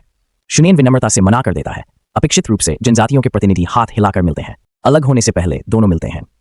तब हम देखते हैं कि शुनेन ओवेन के साथ सख्ती से पेश आता है। रकरक ये देखता है। वह समझता है कि छिपकली जैसे लोग मेंढक जैसे लोगों से मेल नहीं खाते। शुनेन अपने गांव पहुंचते ही वह और उसके आदमी ओवेन को पीटते हैं। पता चलता है कि शुनेन को एहसास हो गया था कि ओवेन ने पहले छिपकली जैसे लोगों के सरदार से बात की थी, और वह उससे सब कुछ जानना चाहता है। बेचारा छिपकलीनुमा आदमी झूठ बोलने में लड़खड़ाता है। कहता है कि उसने सरदार को बेहतर धनुर्धर बनने का तरीका सिखाया। इस बहाने से उसे और मार पड़ती है, क्योंकि वह खुद तीर चलाना नहीं जानता। फिर वह सरदार को कैसे सिखा सकता था? लेकिन ओवेन अपनी बात पर अड़ा रहता है और कहता है कि अगर सच बताया होता तो सरदार शक करता। इसलिए ओवेन ने सरदार से निशानेबाजी सीखने के लिए कुछ भुगतान मांगा। सरदार ने कहा कि उसके पास देने के लिए कुछ कीमती नहीं है। शुनेन को यकीन हो गया और वह ओवेन की कला का सम्मान करने लगा। ओवेन के अच्छे काम के कारण शुनेन ने बलि के लिए अपने बच्चे को बचाने का वादा किया। इन लोगों ने कई छिपकली जैसे इंसानों को बंदी बना रखा है और बलि देने का इरादा है, इसलिए ओवेन शुनेन के हर आदेश का पालन करने को तैयार है। वह रकरक और उसके कबीले को धोखा देने को तत्पर है। उसी रात ओवेन तालाब के पास बैठकर उन फैसलों पर विचार करता है जिनसे वह यहां पहुंचा। उसे अफसोस है कि उसने इन मेंढक जैसे इंसानों का असली चेहरा पहले क्यों नहीं देखा। उन्होंने दयालुता का दिखावा कर उन्हें फंसा लिया। अब तक यहाँ के छिपकली जैसे इंसानों का बड़ा हिस्सा मारा जा चुका है। लगभग 200 मेंढक मानव विद्रोह करने की हिम्मत नहीं करते। मेंढक मानव संख्या में श्रेष्ठ हैं और उनके पास एक कथित भगवान है, एक भयानक 2 सिर वाला राक्षस जो किसी भी चीज को निगल सकता है। वही प्राणी मेंढक मानवों और छिपकली मानवों पर शासन करता है। ओवेन को विश्वास है कि काले शल्क वाला छिपकली मानव सरदार वास्तव में शक्तिशाली है। फिर भी उसके कबीले में करीब 600 लोग हैं और वे हथियार नहीं चला सकते। ओवेन उन्हें बलि देने के लिए बुलाता है ताकि उसके लोग थोड़ा और जी सकें। वह अपने बेटे की जान बचाने के लिए कुछ भी करेगा, भले ही इसका मतलब दूसरे कबीले को फंसाना हो। अगले दिन यूरी भैंसा लहराता है, जिसे देख शुनेन उत्तेजित होता है। रकरक इसमें जरा भी देर नहीं करता। शुनेन ने भैंस देख ली है तो रकरक उसे धनुष के बदले में देना चाहता है। तभी ओवेन बीच में आता है और कहता है कि बड़े सौदे से पहले उन्हें एक दूसरे के गांवों में जाना चाहिए, पहले जान लेना उचित होगा। ओवेन सद्भावना के रूप में बाद में धनुष देने का वादा करता है। कई दिन इसी तरह बीत जाते हैं। रकरक और जेल अपने बनाए धनुष की नकल का परीक्षण कर रहे हैं, लेकिन उनका प्रोटोटाइप तीर को दूर तक नहीं मार पा रहा है। रकरक को लगता है कि समस्या धनुष की डोरी में है, लेकिन यह समझ नहीं आया कि किस जीव की नसों का उपयोग हो। फिर हमें पता चलता है कि मेंढक जैसे जीवों से उनकी अगली मुलाकात 5वीं होगी और यह जल्द होगी। वे उनके कबीले के बारे में जानने के लिए उत्सुक हैं। हालांकि रकरक को उनकी जिज्ञासा संदिग्ध लगती है, लेकिन उसे लगता है वे दोस्ती में कुछ खतरनाक छुपा रहे हैं। दिक्कत यह है कि वह समझ नहीं पा रहा वे क्या साजिश कर रहे हैं। अब ओवेन का इस्तेमाल करने का समय है। इससे ओवेन को अपनी काबिलियत और वफादारी साबित करने का मौका मिलेगा। अब मेंढकों के पास लौटते हैं। वे उस आदमी का गला घोंटने में लगे हैं, निराश हैं कि सफलता नहीं मिली। जनजाति के पास पहुंचते समय ओवेन मानता है कि काले शल्कों वाला सरदार उसकी अपेक्षा से अधिक चालाक है, लेकिन शुनेन चाहता है कि ओवेन जल्दी काम करे। मुखिया ओलोई ने बलि के लिए समय सीमा दी है और वे इसे चूक नहीं सकते। ओवेन जानना चाहता है कि समय सीमा इतनी सख्त क्यों है। उसे लगता है कि ये लोग कुछ छुपा रहे हैं, इसलिए वह शुनेन से सवाल करता है। शुनेन कहते हैं कि उनके पिता और बुजुर्ग बीमार हैं। तो क्या हुआ? बलि की रस्म को टालना संभव नहीं। एक बीमारी फैल रही है जिससे खुजली होती है और लक्षण बिगड़ रहे हैं। शुनेन मानते हैं कि किसी छिपकली जैसे इंसान को यह नहीं पता होना चाहिए, लेकिन ओवेन को अपवाद मानते हैं। वे बीमारी की गंभीरता पर जोर देते हैं। अगर कोई मेंढक जैसा इंसान इससे पीड़ित होता है तो उसकी त्वचा में खुजली होती है और सफेद बलगम की परत जम जाती है। इस परत को रगड़कर हटाना असंभव है और यह लगातार फैलती रहती है। एक बिंदु पर बलगम इतना बढ़ जाता है कि सांस लेना कठिन हो जाता है और अंततः पीड़ित का दम घुट जाता है। अब तक एक पुजारी की इससे मौत हो चुकी है। ओवेन को आश्चर्य है कि शुने छिपकली जैसे दिखने वाले इंसान को इतनी गोपनीय जानकारी कैसे दी। उसके दिमाग में बस यही है कि शुनेन उसका कोई इम्तिहान ले रहा है। वह अपनी भावनाएं छुपाता है और वादा करता है कि यह जानकारी छिपकली जैसे इंसानों के बीच नहीं फैलाएगा। अगर उन्हें यह पता चला तो मेंढक जैसे इंसान कमजोर लगेंगे और विद्रोह भड़क सकता है। ओवेन सुझाव देता है कि अफवाह फैलाई जाए कि यह बीमारी छिपकली जैसे इंसानों में भी फैल सकती है। कहानी को विश्वसनीय बनाने के लिए वह कहता है कि कुछ पौधे कुचलने पर सफेद झाग देते हैं, जिससे वे बलगम की नकल कर सकते हैं। ओवेन पहले संक्रमित रोगी की भूमिका निभाने को तैयार होता है। तय होने पर शुनेन ओवेन की रणनीतियों पर गर्व करता है, लेकिन चाहता है कि ओवेन उसी चतुराई से छिपकलियों को लुभाए। तभी वह ओवेन के बेटे को बचाएगा। गिरे हुए छिपकली जैसे प्राणी इस दयालुता के लिए आभारी हैं। शुनेन जाने लगता है। सब कुछ बताने के बाद ओवेन उसे रोककर धनुषों का जत्था मांगता है, लेकिन शुनेन अपने कीमती हथियार देने को तैयार नहीं। अगले दिन मेंढक जैसे प्राणी छिपकली जैसे प्राणियों के लिए सामान लाते हैं। उपहार के तौर पर रकरक खुजली कम करने वाली जड़ी बूटियों का बड़ा ढेर लाया है। उसे उम्मीद है कि इस भंडार से कम एक धनुष मिलेगा। जैसा कि सोचा था, शुनेन ने प्रस्ताव ठुकरा दिया। उसके लिए हथियारों के लेन देन में विश्वास सबसे अहम है। जाहिर है रकरक इस बहाने से ऊब चुका है। अंततः वह दोनों कबीलों के बीच विश्वास बढ़ाने को तैयार हो जाता है, जैसा ओलोई का महान पुत्र चाहता है। लेकिन पहले वह ओवेन से व्यक्तिगत बातचीत करना चाहता है। थोड़ी देर बाद ओवेन और सरदार सबकी नजरों से ओझल हो जाते हैं। ओवेन वही पुरानी बातें दोहराने लगता है। वह याद करता है कि कैसे भूरे और गहरे भूरे तराजू वाले लिज जनजाति के लोगों ने मेंढक जनजाति के साथ विलय से पहले भाईचारे का अनुष्ठान किया था। इस अनुष्ठान में एक दूसरे का गहन अध्ययन जरूरी है। रकरक को अपने कबीले के बारे में सब कुछ बताना होगा, तभी वो मेंढक मानवों की जानकारी साझा करेगा। अब समय है कि वे सतर्कता छोड़कर करीब आएं। तभी नीली तितलियां आ जाती हैं। एक तितली ओवेन पर बैठती है और रकरक अपने ईश्वर का संदेश समझ जाता है। वह समझाने की कोशिश कर रहा है। वह ओवेन से सहमत है। अब सावधानी छोड़ने का समय है। रकरक ओवेन को सब बताने को तैयार है। कुछ समय बाद शुनेन और उसका दल गांव लौटता है। शुनेन खुश है कि उन्होंने काले शल्क वाले छिपकलियों पर जानकारी जुटा ली है। उसे खुशी है कि उन्होंने मूर्खों को गांव आने के लिए मना लिया है। इससे भी अच्छी बात यह हुई कि उन मूर्खों ने खुशी खुशी शुनेन को अपना पूरा गांव दिखाया। अब मेंढकों को ठीक ठीक पता चल गया है कि छिपकली आदमियों का गांव कहां स्थित है, उनकी संख्या कितनी है और वे कैसे रहते हैं। शुनेन बिना किसी झिझक के सारा श्रेय ओवेन को देता है, जिसने उन्हें उस कबीले पर विजय दिलाने में मदद की। ओवेन यह सुनकर प्रसन्न होता है, हालांकि वह हिचकिचाते हुए शुनेन को अपने वादे की याद दिलाता है। बेशक वह चालाक मेंढक अपना वादा अच्छी तरह से याद रखता है, हालांकि मुझे पूरा यकीन है कि वह उसे निभाने का इरादा नहीं रखता। शाम ढलने लगती है और हमेशा की तरह ओवेन तालाब के किनारे बैठा है, अपने बच्चे के साथ पहले की तरह रहने की सोचकर उत्साहित है। रकरक और उसके गांव के बारे में ओवेन मानता है कि सरदार की अज्ञानता ही उसके पतन का कारण बनेगी। जाने उनकी बातचीत। हम थोड़ा पीछे जाते हैं। रकरक ओवेन को अक्षरों और प्रतीकों से परिचित कराने की कोशिश कर रहा है। वह एक टहनी से कुछ चिन्ह बनाता है और उनके अर्थ विस्तार से समझाता है। क्रॉस का अर्थ होता है पतन और दूसरा चिन्ह जूट का होता है।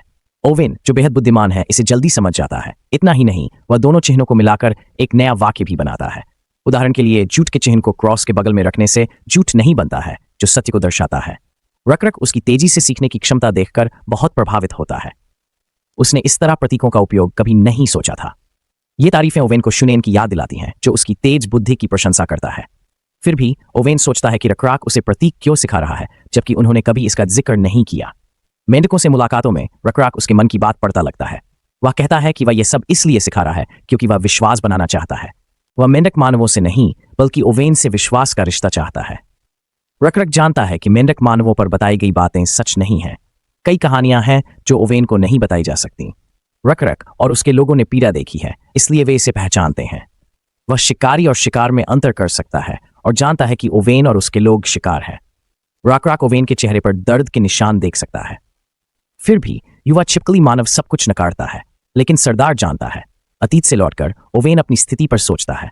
वह जानता है कि काली पपड़ी वाले कबीले का सरदार आत्मविश्वासी और शक्तिशाली है, लेकिन मेंढक मानवों के हथियारों के सामने वह कमजोर है। रकरक का भयानक प्राणी को मारने का दावा ओवेन को हास्यास्पद लगता है, खासकर जब उनके पास कोई खास हथियार नहीं है। इसके अलावा सरदार रकरक को प्रतीकों की जानकारी देकर बड़ी मूर्खता करनी चाहिए। ओवेन को लगता है कि वह सरदार के भरोसे के लायक नहीं है। वह खुद को सिर्फ एक सौदागर मानता है जिसे अपने फायदे की चिंता है। अगले दिन रकरक मेंढकों के गांव आता है। उन्हें देखकर शुनेन अपने नए दोस्तों का स्वागत करता है। औपचारिक बातचीत के बाद रकरक पूरी तरह से तैयार होकर आने के लिए माफी मांगता है। उन्हें डर था कि रास्ते में कॉकट्रीस मिल सकता है और वे जोखिम नहीं लेना चाहते थे। शुनेन को कोई आपत्ति नहीं थी। वे सोचते थे कि ये छिपकली जैसे दिखने वाले लोग मूर्ख हैं, जो मानते हैं कि उनके भाले कॉकट्रीस का सामना कर सकते हैं। शुनेन का इरादा छिपकली जैसे इंसानों से लड़ने का नहीं है।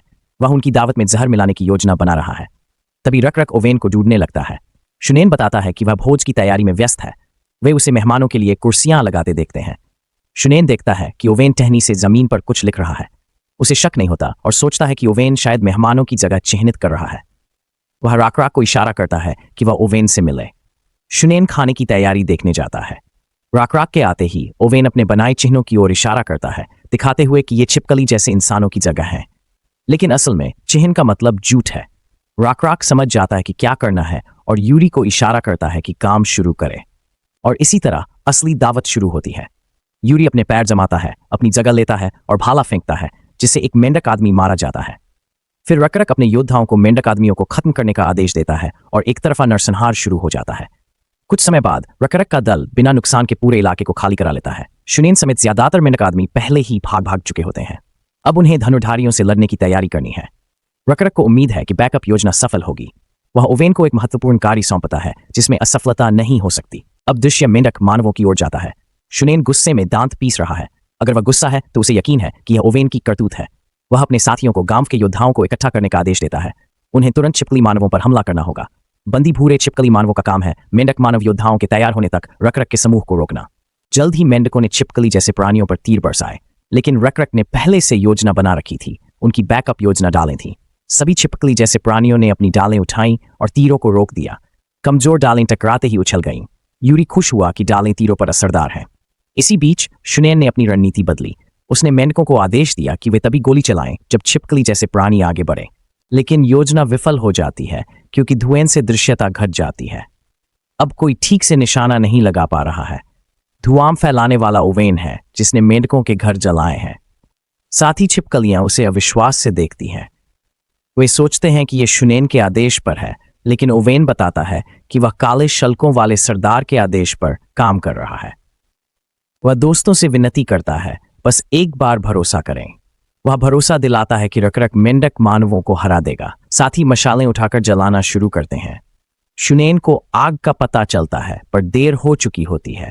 वह पीछे हटने का फैसला करता है क्योंकि छिपकली मानवों ने विश्वासघात किया है। वे योद्धा ओबोई के आने पर युद्ध में लौटने की योजना बनाते हैं, लेकिन शुनैन को अभी संदेह है कि वे स्थिति बदल सकते हैं। उसे ओबोई की ताकत पर शक नहीं है, पर चिंता है कि उन्हें सिर्फ एक योद्धा से अधिक की जरूरत होगी। वह मीन से मदद लेने पर विचार करता है। इसी बीच ओबोई को खबर मिलती है कि शुनैन निचले गांव की ओर जा रहा है। भोज कक्ष में तैनात 10 योद्धा और जांच के लिए भेजे गए 5 योद्धा मारे गए हैं। ओबोई द्वीप पर 5 और बगल में 10 योद्धा, कुल 45 योद्धा। ये संख्या उसे आत्मविश्वास देती है। उनके पास बढ़त है। एक मेंढक योद्धा भाले पर जहरीला पदार्थ लगाता है, तीर चलाने की तैयारी करता है, लेकिन जमीन कांप उठती है। ओबोई को ठंडी बेचैनी होती है, वही एहसास जो कॉकेट्रिस के समय था। समझ जाता है कुछ भयानक होने वाला है। तीरों की बौछार होती है, पर ड्रेक मैनन के सामने बेकार। उसकी उपस्थिति में मेढक जैसे आदमी कांपते हैं। उस जानवर पर जेल सवार है। वह देखती है कि मानून कितना बड़ा हो गया है। तीर, जिन्हें दुश्मन का ताकतवर हथियार माना जाता था, अब मानून के लिए नाश्ता है। मानून अपने मुंह के पास आने वाली हर चीज खा जाता है। वह दहाड़ता है जैसे और खाने को तैयार हो। मेंढक जैसे लोग अब उसका भोजन बनेंगे। ओबोई खुद को मुसीबत में पाता है क्योंकि उनका सबसे ताकतवर हथियार बेकार हो गया है। मानून के कमजोर हिस्सों पर हमला करने की कोशिश में वह प्राणी इतना तेज है कि ओबोई निशाना नहीं साध पाता। अंततः मानून आगे बढ़ता है और अपने जबड़ों की ताकत से एक मेंढक मानव को कुचल देता है। इस पर ओबोई को यकीन हो जाता है कि इस राक्षस से लड़ना सही नहीं। चूंकि इस शिकारी के खिलाफ कोई तरीका नहीं चलेगा, ओबोई ने उसकी ही ताकत उसके खिलाफ इस्तेमाल करने का फैसला किया। वह जहरीला मेंढक मानून की ओर फेंकता है और मानून उसे तुरंत खा लेता है। दूसरे मेंढक भी अपने जहरीले मेंढक उसकी ओर फेंकते हैं और मानून हर मेंढक को पकड़ लेता है, यह सुनिश्चित करते हुए कि कोई व्यंजन बर्बाद न हो। जाल को यह अजीब लगता है कि दुश्मन मानून पर स्नैक्स फेंक रहे हैं। नेबुला के आशीर्वाद से, खासकर 3 आशीर्वादों में से एक के तहत, उनमें विषों के प्रति प्रतिरोधक क्षमता है। ओबोई को फिर देर से एहसास होता है कि उन्होंने बड़ी गलती की है। मानून अगले शिकार को देखकर मुस्कुराता है और ओबोई का सिर अलग कर देता है। फिर दृश्य आग वाली जगह पर लौटता है। मेंढक आदमी जहरीले तीर से रकराक पर निशाना साधता है, लेकिन 4 छिपकली अपनी पूंछ से तीर चीर देती है। फिर यूरी निशानेबाज का सिर फोड़ देता है, जिससे दिमाग बिखर जाता है। आखिरी योद्धा के सफाए के बाद अब कोई दुश्मन नहीं है। शुनैन गांव छोड़कर नदी के बीच द्वीप के भीतरी गांव में गया है। मेंढकों के सफाए के बाद भूरे छिपकली जैसे जीवों भी उन पर हमला किया है। इस तबाही और मेंढकों के नुकसान को देखकर रकरक सोचता है कि उनका नेता ओलोई क्यों नहीं आया। खैर, नेबुला ने ओलोई को खत्म कर दिया है। पर्दे के पीछे एक वायरस है जिसका नाम इतना लंबा है कि मैं उसका उच्चारण नहीं कर सकता। सबसे जरूरी बात यह है कि यह वायरस बेहद घातक बीमारी फैलाता है। जब तक रकरक ने पवित्र भूमि छोड़ी, नेबुला ने सैकड़ों किलोमीटर दूर बीमारी का पता लगा लिया था। कीड़ों की मदद से उसने बीमारी यहां तक पहुंचा दी। जब महान मेंढक मानव नेता ओलोई संक्रमित हो गया, तो वह शक्तिशाली व्यक्ति नहीं रहा जैसा कि उसे माना जाता था। मृत्यु के कगार पर खड़ा वह मूर्ख अनगिनत अनुष्ठान करता था, जिनमें वह बेचारे छिपकली मानव बच्चों की बलि देता था और उन्हें उस 2 सिर वाले राक्षस को अर्पित करता था। उसका मानना था कि यही उसकी बीमारी का एकमात्र इलाज है। अब राकराक और उसके साथियों की बात करें तो उन्होंने इलाके के मेंढक मानवों का सफलतापूर्वक सफाया कर दिया है। तभी ओवेन दौड़ता हुआ आता है। वह रकरक से झील पार कर द्वीप पर जाने की विनती करता है। वहां 2 सिर वाले राक्षस को बलि चढ़ाया जा रहा है। रकरक कहता है कि ओवेन ने देर कर दी है। अब वे झील पार नहीं कर सकते क्योंकि मेंढक जैसे इंसान पहुंच चुके हैं। वे अपनी नावों से पहले ही द्वीप जा चुके थे। तैरकर पहुंचना आत्महत्या जैसा होगा। पानी में वे गोताखोर तीरंदाजों के लिए अभ्यास के पुतले बन जाएंगे। ओवेन निराश हो जाता है। हाथ जोड़कर और आंखों में दुख लिए वह रकरक से कुछ करने की विनती करता है। उसका बेटा वहां बंदी है। बेटे का नाम सुनते ही रकरक आंख होकर ओवेन को थप्पड़ मारता है। वह मूर्ख पर चिल्लाता है कि पहले क्यों नहीं बताया। वह निराश है कि ओवेन ने शुरू से भरोसा नहीं किया। अगर पता होता तो रकरक भगवान को खत्म करने के लिए तैयार होता। ओवेन की वजह से उसका बेटा मौत की ओर बढ़ रहा है। अब ओवेन को फैसलों पर पछतावा है। जब सब देर लगती है, 2 सिर वाला राक्षस मेंढकों की रस्म का जवाब देता है। राक्षस भेंट लेने आता है। मेंढक जैसे लोग श्रद्धा से देवता का नाम जपते हैं और बलि स्वीकारने की विनती करते हैं। ओलोई अपने देवता से झील को धमकाने वाले काले छिपकली जैसे प्राणियों को नष्ट करने की प्रार्थना करता है। इस बीच ओवेन झील के किनारे असहाय बैठा रहता है, केवल देखता है। वहीं रकरक और जेल उस जीव का आकार मापने में व्यस्त हैं। ध्यान देने वाली बात यह है कि वह प्राणी उन भृंगों से थोड़ा बड़ा है जिन्हें उन्होंने पत्थरों से मारा था। शायद वे इसे हरा सकते हैं, पर हालात बहुत प्रतिकूल है, खासकर क्योंकि इलाका अब उनके लिए नुकसानदेह है। जान माल का नुकसान तय है। तभी रकरक को ईश्वर से संकेत मिलता है। यही सब बदलता है। रकरक ओवेन को आगे देखने का आदेश देता है। देखो, बताओ। अगर वह चमत्कारों पर विश्वास नहीं करता तो बताओ। उनके सामने प्रार्थना करने वाला कीड़ा खड़ा है, ईश्वर का चमत्कार। फिर वापस आते हैं उस मूर्ख मेंढक नेता पर जो इस 2 सिर वाले प्राणी की पूजा कर रहा है और शैतान से छिपकली जैसे प्राणियों की बलि मांग रहा है। लेकिन शैतान का ध्यान कहीं और है। ओलोई देखता है कि शैतान की नजर एक विशाल मैंटिस पर है। मेंढकों के मन में एक ही शब्द है, भगवान। ये सचमुच भगवान है। नेबुला ने घृणित प्राणी के सार से ये जीव बनाया। प्रभुत्व स्तर 4, दिव्यता स्तर और आस्था की मात्रा भी अहम थे। इनके बिना पवित्र प्राणी नहीं बनता। नेबुला को लगता है कम खिलाड़ियों के पास पवित्र प्राणी है। तभी 2 सिर वाला राक्षस मैंटिस पर हमला करता है, लेकिन मैंटिस अपने हाथों से उसके जबड़े पकड़ लेता है। राक्षस छटपटाता है, मैंटिस की पकड़ से बचने के लिए संघर्ष करता है। कई मेंढक जैसे प्राणी कुचल जाते हैं। दूसरा सिर भी झपटता है, पर मैंटिस उसे भी अलग कर देता है। खून फैल जाता है। जिसे भगवान समझा जाता था उसे सपक मिला। वह अब घिनौना चूहा मात्र है। मैंटिस इसे उसके निर्माता को अर्पित करने का निर्णय लेता है। एक झटके में मैंटिस ने राक्षस का सिर धड़ से अलग कर दिया और उसे मुक्ति दिलाई। राक्षस की मृत्यु के बाद मैंटिस गर्व से खड़ी हो गई। छिपकली जैसे जीव खुशी से झूम उठे, जबकि ओवेन आंसू रोक नहीं पा रहा था। मानना पड़ेगा, मैंटिस का आगमन बड़ा चढ़ाकर पेश किया गया था। नेबुला भी यही सोचती है। राक्षस की क्षमताओं के बावजूद उसे मौका नहीं मिला। और जैसा कि हम जानते हैं, 2 सिर वाले राक्षस की हार से नेबुला को उसका सार मिलता है। नई सूचना उसे उस राज्य पर दावा करने देती है, हालांकि यह शुरुआत में अज्ञात है। इस पर दावा करने के बाद ही नेबुला को यह पता चलता है कि उसका प्रभुत्व केवल समुद्री जल पर है। अब समझ में आता है कि उस राक्षस ने इसका इस्तेमाल क्यों नहीं किया। यहाँ पर केवल मीठे और ताजे पानी की मौजूदगी है, इसलिए समुद्री जल का प्रभुत्व उसके लिए बेकार साबित होता। सच कहूं तो नदियों पर प्रभुत्व होना कहीं ज्यादा बेहतर होता, क्योंकि नेबुला भी यहाँ समुद्री जल का उपयोग नहीं कर सकता। फिर भी उसे पूरा यकीन है कि यह प्रभुत्व कभी न कभी काम आएगा। इसके बाद हम वापस चीफ ओलोई के पास आते हैं, जो पूरी तरह से अविश्वास में है। अपने देवता को हारते और पिता को हताश देखकर शुनेन को मेंढकों के पतन का कारण समझ में आता है।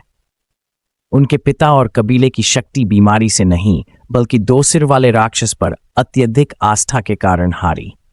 कबीले ने सतर्कता छोड़ दी और प्रशिक्षण बंद कर दिया, ये सोचकर कि देवता उन्हें हमेशा सुरक्षित रखेगा। अब मेंढक जैसे लोग कायर हैं, दुश्मनों के सामने खड़े नहीं हो सकते।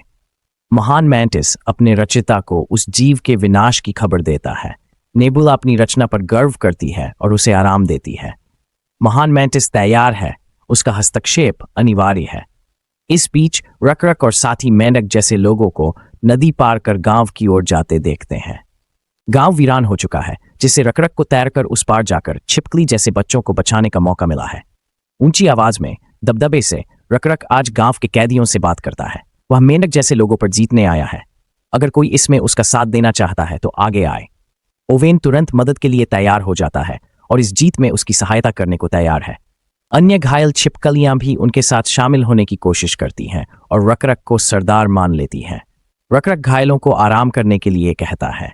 एक बहादुर छिपकली खुद को पूर्व योद्धा बताता है, जो खतरे में आराम का समय जानता है। मेंढकों को मारने में कोई गर्व नहीं होता, लेकिन उनके दिलों में नई ऊर्जा आ जाती है।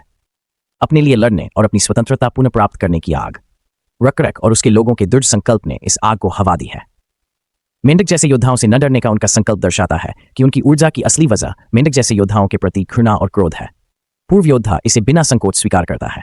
अब समय है इस दहकती घृणा को बाहर निकालने का, ताकि उनके दिलों की आग बुझ सके। उन्होंने अपने साथियों, बच्चों, पोते पोतियों को खोया है। जब तक वे मेंढकों से इन अन्याय का बदला नहीं लेंगे, उन्हें शांति नहीं मिलेगी। सच कहें तो रकरक यही चाहता है। वह फिर अपनी आवाज बुलंद करता है, हवा में गूंजने देता है और सबको चुनौती देता है। उन लोगों से बदला लेने का दृढ़ निश्चय करता है जिन्होंने उन्हें दुख दिया। कहानी में आगे बढ़ने से पहले हम थोड़ा अतीत में जाते हैं। उसी समय शुनेन ने रकरक को धनुष चलाना सिखाया। रकरक की सीखने की गति देखकर शुनेन को विश्वास था कि वह जल्द योद्धाओं के बराबर होगा। रकरक की कमी है कि उसे तीर चलाने में समय लगता है। रकरक ने कहा कि महत्वपूर्ण बिंदुओं पर निशाना लगाना बेहतर है। शुनेन ने समझाया कि युद्ध में लक्ष्य गतिशील होते हैं, इसलिए तेजी से तीर चलाना जरूरी है। दोस्तों, इस छोटी सी बात को याद रखना, क्योंकि यह जल्द ही आपके काम आएगी। कहानी में हथियार के बारे में थोड़ी और जानकारी साझा करने के बाद शुनेन ने रकरक को खुद धनुष बनाना सिखाने का वादा भी किया, लेकिन यह तभी होगा जब उनका रिश्ता और मजबूत हो जाएगा। उन्होंने उसे यह भी आश्वासन दिया कि धनुष बनाने के लिए आवश्यक सामग्री उपलब्ध है।